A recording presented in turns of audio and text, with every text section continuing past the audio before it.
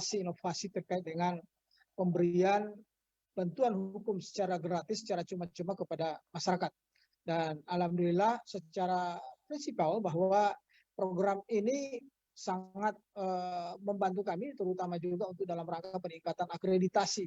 Tidak hanya program studi ilmu hukum, tetapi juga akreditasi dari lembaga bantuan hukum. Karena kita juga diawasi dan dinilai oleh salah satunya oleh lembaga yang punya kompetensi untuk mengakreditasi lembaga bantuan hukum, dan sebagai mitra selama ini adalah Kementerian Hukum dan Hak Asasi Manusia yang selama ini menjadi penopang kita di dalam melakukan proses pendampingan dan bantuan hukum secara cuma-cuma kepada masyarakat.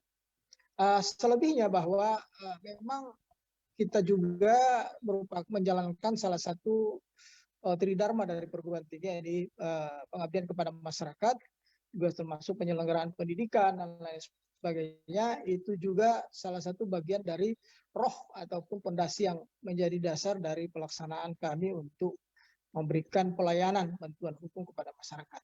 Nah, hari ini alhamdulillah kita diberikan ruang yang sebesar-besarnya dan bisa diakses oleh masyarakat secara luas. Saya pikir inilah yang mungkin barangkali secara garis besar yang bisa sampaikan terkait dengan profil lembaga bantuan hukum Universitas Negeri Fakultas Hukum Universitas Negeri Gorontalo, dan mungkin lebih bagusnya dialognya akan lebih berkembang lewat problem-problem yang akan disampaikan oleh masyarakat, karena sesungguhnya kita juga ingin memberikan kegiatan hari ini dalam rangka untuk bisa menampung dan memberikan solusi, mengapresiasi apa yang menjadi problem oleh masyarakat. Tidak cukup hanya dengan kita menghabiskan waktu untuk ceramah dan sebagainya, tetapi menampung apapun yang disampaikan oleh masyarakat dan kita akan memberikan salah satu solusi. Terima kasih. Wassalamualaikum warahmatullahi wabarakatuh. Waalaikumsalam warahmatullahi wabarakatuh. Ya, baik, terima kasih Bapak Dr. Venci Wangtu tadi telah menyampaikan bahwa persoalan bantuan hukum ini memang menjadi satu kewajiban yang diselenggarakan oleh negara kepada masyarakat yang itu secara ekonomi memang sangat membutuhkan, karena memang satu sisi jumlah masyarakat miskin di Indonesia ini memang besar sekali, dan khususnya di Provinsi Gorontalo memang sangat masih banyak dan masih banyak masyarakat yang membutuhkan semacam bantuan, terutama dari aspek hukum dan juga dalam bentuk konsultasi-konsultasi hukum. Baik, tadi kalau kita sudah mendengarkan dari bagaimana aspek hukumnya, mungkin saya akan ke Bapak Suyitno Imran terlebih dahulu. Mungkin ini Bapak Suyitno Imran adalah salah satu sekretaris Lembaga Bantuan Hukum di Universitas Negeri Gorontalo, yang mungkin perlu disampaikan juga kepada masyarakat, Pak, perihal bagaimana eksistensi LBH UNG di dalam melakukan semacam jaring masukan maupun juga menerima masyarakat yang memang dari sisi ekonomi maupun dari sisi hal-hal yang itu membutuhkan semacam pendampingan, itu seperti apa yang dilakukan oleh LBH, agar supaya ini masyarakat bisa tahu bahwa UNG itu punya lembaga bantuan hukum, Pak, dan kalau ada masyarakat yang ingin membutuhkan ya bisa langsung ke UNG. Mungkin itu yang perlu disampaikan ke masyarakat. Baik, terima kasih. Assalamualaikum warahmatullahi wabarakatuh. Selamat pagi dan salam sejahtera untuk kita semua. Terima kasih atas kesempatan yang diberikan kepada saya dalam hal memberikan gambaran terkait dengan keberadaan Lembaga Bantuan Hukum Universitas Negeri Gorontalo. Memang tadi sudah disampaikan banyak bahwa LBH UNG itu lahir sebelum fakultas hukum berdiri, sehingga program-program yang dilakukan oleh LBH sudah banyak dirasakan oleh masyarakat, baik itu internal UNG itu sendiri, masyarakat UNG itu sendiri, maupun masyarakat luas yang ada di Provinsi Gorontalo. Eksistensi kami dalam melayani maupun melakukan pendampingan, pemberian pendampingan secara gratis kepada masyarakat itu atas kerjasama dan kepercayaan yang diberikan oleh Kemenkumham kepada Lembaga Bantuan Hukum UNG, seperti yang tadi sudah disampaikan oleh materi sebelumnya. Dan alhamdulillah Lembaga Bantuan Hukum dengan kepercayaan yang diberikan itu mampu dapat mempertahankan kepercayaan itu.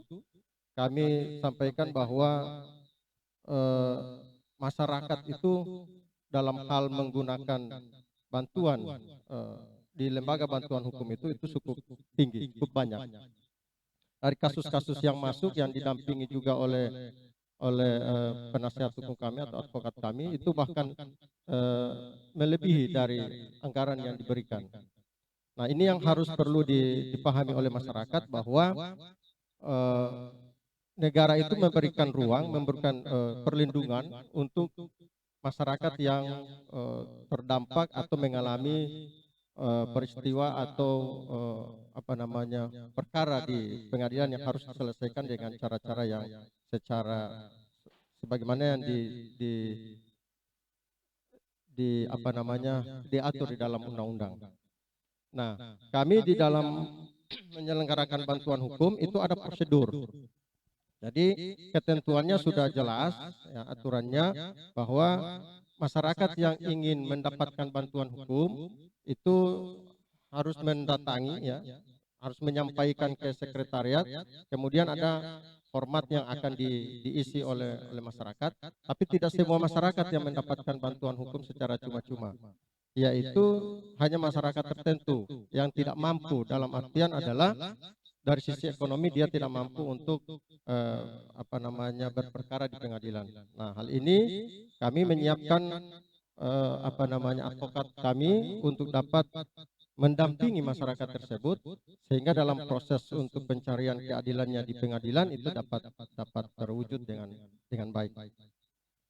Kemudian di samping lembaga bantuan hukum ekstensi juga lembaga bantuan hukum di Universitas Negeri Gorontalo juga perlu kami sampaikan juga bahwa LBH juga dalam hal ada kegiatan-kegiatan pengabdian itu selalu melibatkan diri dan dilibatkan. Misalnya ada dosen-dosen yang mengajukan lolos dalam pengabdian, itu ada kerjasama dengan LBH. Sehingga kami berharap ke depan LBH UNG ini kan milik masyarakat.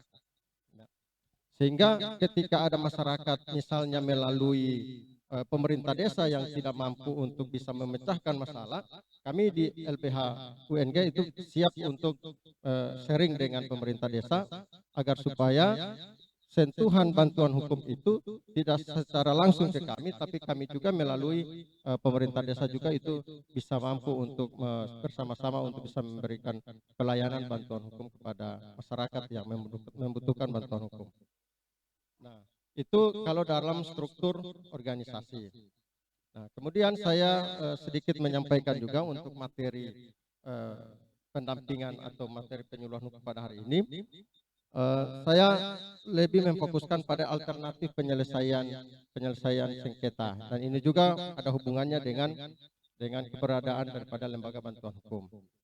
Nah, kalau kita melihat dari sisi Undang-Undang Nomor 48 2009 tentang kekuasaan kehakiman, situ tegas disampaikan bahwa dalam perihal penyelesaian sengketa itu ada dua, ada secara litigasi dan ada juga secara non litigasi, yaitu di pengadilan melalui jalur hukum yang disediakan oleh negara, kemudian juga ada di luar pengadilan yaitu non litigasi. Nah, ini yang perlu dipahami oleh masyarakat umum sehingga ini dapat menekan, ya, karena mungkin terlalu banyak kasus-kasus yang ada, sehingga mungkin dari struktur hukum juga kewalahan untuk menghadapi ini, sehingga alternatif penyelesaian sengketa di luar pengadilan itu yang saat ini harus dikembangkan.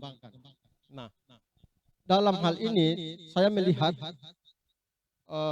memang di dalam teori hukum itu ada yang disebut dengan restoratif justice, ya.